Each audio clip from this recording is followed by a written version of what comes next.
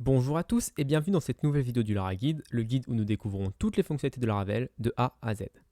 Dans la dernière vidéo, on avait mis en place ce bouton pour suivre quelqu'un, mais si je clique dessus, j'obtiens bien le message de succès. Par contre, je n'obtiens pas de retour ici, j'ai toujours le même bouton suivre, je peux même d'ailleurs cliquer plusieurs fois. Il ne change pas, par exemple, l'opération inverse, comme on pourrait s'y attendre, avec marqué ne plus suivre, je clique et ça ne m'enlève le suivi vers thibaut@dos.fr. Donc c'est ce qu'on va faire dans cette vidéo.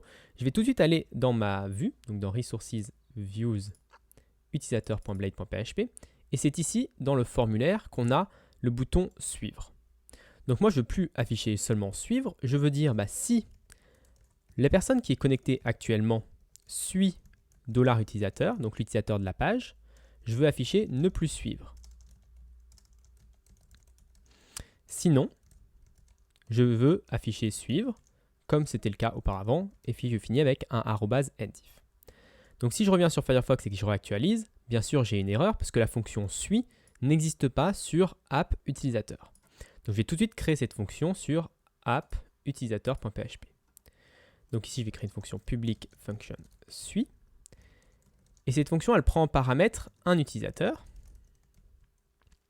Et elle doit retourner un booléen, donc vrai ou faux, en fonction de si il suit ou pas la personne.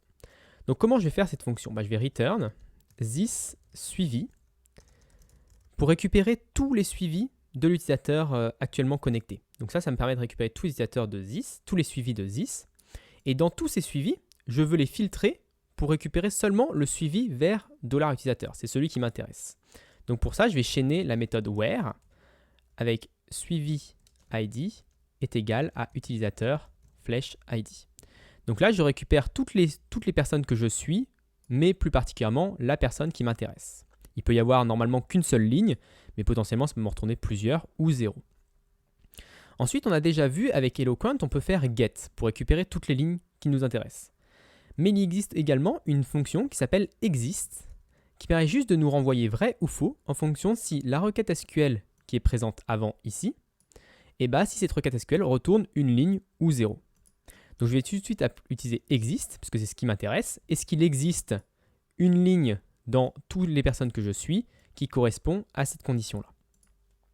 Donc maintenant, si je reviens sur mon code et que je réactualise, j'obtiens bien le bouton ne plus suivre. Et si je clique sur ne plus suivre, par contre, j'obtiens toujours le même message, vous suivez maintenant thibaut@dos.fr. Et ça ne redevient pas le bouton suivre. Donc on voit bien que je n'ai pas inversé ma relation. Donc comment on va faire ça? Pour le moment, notre formulaire, si je reviens sur la vue, il envoie une méthode de type post sur l'URL /thibaut@dos.fr/suivi. Moi, j'aimerais bien garder la même URL, par contre, de changer la méthode. Alors, vous ne le savez peut-être pas, mais il existe plusieurs méthodes possibles. Donc, vous connaissez la méthode get, vous connaissez la méthode post, mais il existe aussi, par exemple, patch pour mettre à jour, put également pour mettre à jour, ou delete. Moi, c'est la méthode delete qui m'intéresse parce que je trouve que ça se lit bien, on veut supprimer un des suivis. Mais le problème, c'est que les navigateurs actuellement, donc Chrome, Firefox, Safari, enfin tous les navigateurs ne supportent pas cette écriture-là de méthode égale delete. En fait, dans un formulaire, on peut juste faire get ou post. Donc pour passer ce problème-là, on peut utiliser une méthode de Laravel, donc c'est propre à Laravel cette fois-ci, qui s'appelle method field, et on lui passe à l'intérieur la vraie méthode que l'on veut utiliser. Donc là, je peux mettre patch, comme je vous l'ai dit tout à l'heure, ou put, ou delete. Mais cette méthode delete, je ne veux pas la mettre tout le temps. Je vais la mettre seulement quand je suis l'utilisateur. Donc je vais faire if, je vais remettre mon if ici. Donc si l'utilisateur connecté suit l'utilisateur de la page, je vais faire une requête de type delete. Sinon, je vais faire une requête de type post. Et je finis avec mon endif.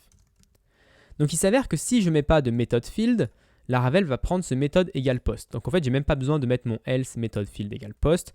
C'est pas nécessaire parce que de toute façon, ça sera la valeur par défaut. Donc je peux l'enlever, ça sera quelques lignes d'économiser.